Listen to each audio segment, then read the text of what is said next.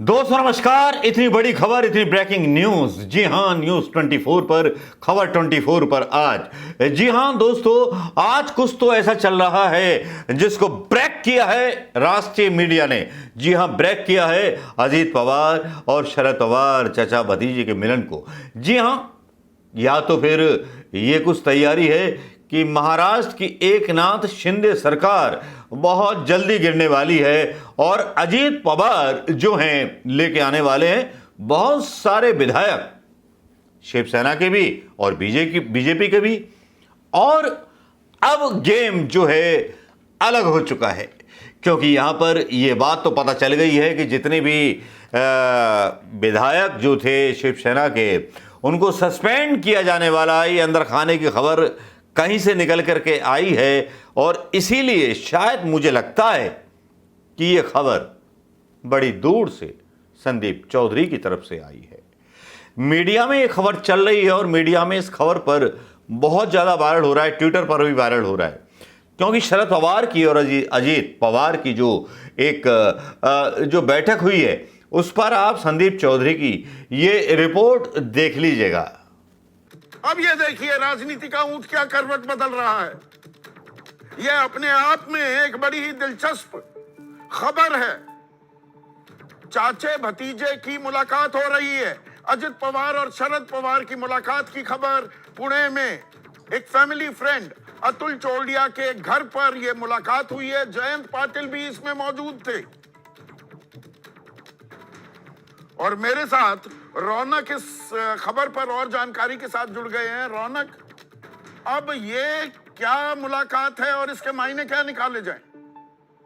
जी देखिए संदीप, पिछले कई दिनों से इस बात के कयास जो है वो लगाए जा रहे हैं कि पर्दे के पीछे कहीं ना कहीं शरद पवार और अजीत पवार के बीच में कहीं ना कहीं डायलॉग जो है वो देखने को मिल रहे हैं और शरद पवार जल्दी एनडीए के गठबंधन में शामिल हो, इस तरह का दबाव जो है वो अजीत पवार, उनका कैंप जो है वो लगातार शरद पवार पर बढ़ाता हुआ दिख रहा है। आज मुख्य तौर पर मैं आपको बता दूं कि वसंत दादा शुगर इंस्टीट्यूट, जिसके अध्यक्ष भी शरद पवार है, और उसकी बैठक जो है पुणे में होनी थी, जिसमें अजीत पवार भी आमंत्रित थे। लेकिन इस बैठक में अजीत पवार नहीं पहुंचते, वो नितिन गडकरी और देवेंद्र फडणवीस के साथ एक पुल के उद्घाटन समारोह में पहुंचते हैं। बाद में गुप्त तरीके से अतुल चोरडिया के घर पर शरद पवार और जयंत पाटिल पहले पहुंचते हैं और उनसे मुलाकात करने के लिए अजीत पवार पहुंचते हैं। करीबन जो जानकारी हमारे सूत्र बता रहे हैं कि 1.5 घंटे तक ये मुलाकात चली और जैसे ही मीडिया को एक खबर मिली तो मीडिया के कैमरे तो अतुल चोरडिया के बाहर, घर के बाहर पहुंचे थे, लेकिन गाड़ी जल्दबाजी में बाहर निकालते वक्त उनकी गाड़ी भी टकरा गई। लेकिन सबसे बड़ा सवाल है कि अजीत पवार शरद पवार से बार बार इस तरह की मुलाकातें क्यों कर रहे हैं? क्या वाकई में दोनों के बीच में कोई खिचड़ी पक रही है या शरद पवार अपनी भूमिका पर जो है वो कायम रहेंगे? देखना महत्वपूर्ण होगा। और ऐसे वक्त ये तो मुलाकात की खबर आ रही है, मुलाकात की बात पुख्ता हो रही है। राजेश त्रिपाठी भी मेरे साथ जुड़ गए हैं, मेरे सहयोगी।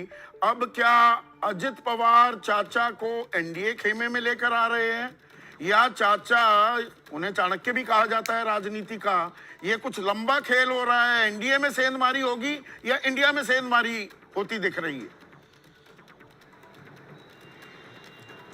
जी बिल्कुल, अजीत पवार जब उप मुख्यमंत्री बने थे उसके बाद भी उनकी एक मुलाकात हुई थी शरद पवार के घर पे। उस वक्त जो है शरद पवार की जो पत्नी है उनकी तबीयत खराब थी, उसकी वजह से जब वहाँ पर अजीत पवार पहुँचे थे तो उस वक्त भी एक चर्चा का विषय बन गया था।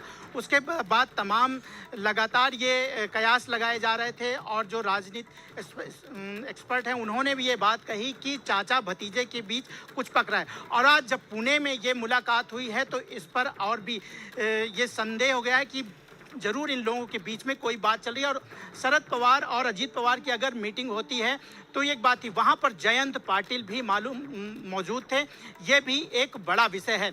जब वहाँ पर ये देखने को मिला कि जब अजीत पवार निकल रहे थे और मीडिया वहाँ पर मौजूद थी तो जो तस्वीरें आई हैं गाड़ी के अंदर से, अजीत पवार गाड़ी के अंदर छुपते हुए नजर आ रहे हैं। पहले ये लगा कि अजीत पवार सो रहे हैं, लेकिन अगर वो तुरंत घर से निकल रहे हैं तो सो कैसे सकते हैं? इस बात से ये अंदाजा तो लगाया जा रहा है मतलब कि अब कयासों का बाजार फिर से गर्म हो जाएगा। एनडीए और इंडिया दोनों खेमों में हलचल भी बढ़ जाएगी। ये एनडीए में सेंधमारी है। अजित पवार घर वापसी करेंगे या चाचा को मना लेंगे? और भारतीय राजनीति के चाणक्य कहे जाने वाले शरद पवार, ये रिपोर्ट आपने देख ली होगी। शरद पवार और अजीत पवार के बारे में। यहां पर संदीप चौधरी भी बोलते हुए नजर आ रहे हैं, या तो इंडिया में शामिल हो रहे हैं अजीत पवार, या फिर शरद पवार जो है बीजेपी में जाने वाले हैं। कौन सा खेला खेल रहे हैं चाचा भतीजे, और किस तरह से धोखा दे रहे हैं, किस तरह से छुप के गाड़ियों में जाते हैं, किस तरह से छुप छुप के बातें करते हैं, किस तरह से छुप छुप के मुलाकातें करते हैं, किस तरह से छुप छुप के मीटिंगें करते हैं। क्या शरद पवार पर इंडिया यकीन कर सकता है, या शरद पवार और अजीत पवार पर क्या बीजेपी यकीन कर सकती है? मुझे लगता है कि नहीं, क्योंकि यहां राजनीति की चालें जितनी शरद पवार ने खेली हैं और जितनी कलाबाजियां खाई हैं और जिस तरह से कांग्रेस को धोखा दिया है, मुझे तो लगता नहीं है। शरद पवार को केवल सत्ता प्यारी है। सतारा इसलिए प्यारा है कि सत्ता में रहूंगा तो विकास करूंगा, नेतागर्दी बनी रहेगी। उनके लिए कोई विचारधारा मायने नहीं रखती। अजीत पवार जैसे करप्ट नेताओं के लिए, जिनके ऊपर आरोप लगाते हैं प्रधानमंत्री मोदी 70,000 करोड़ के भ्रष्टाचार का, तो ऐसे नेताओं से भी इंडिया को थोड़ा सा दूर रहना चाहिए, अपने आप को साफ रखने के लिए।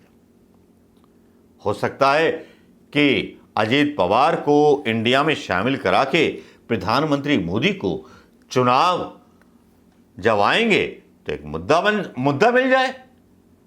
और प्रधानमंत्री मोदी की तो रीच आप जानते ही हैं भाई, सोशल मीडिया उनके कब्जे में, व्हाट्सएप मीडिया उनके कब्जे में, बीजेपी आईटी सेल उनके कब्जे में, राष्ट्रीय चैनल उनके कब्जे में।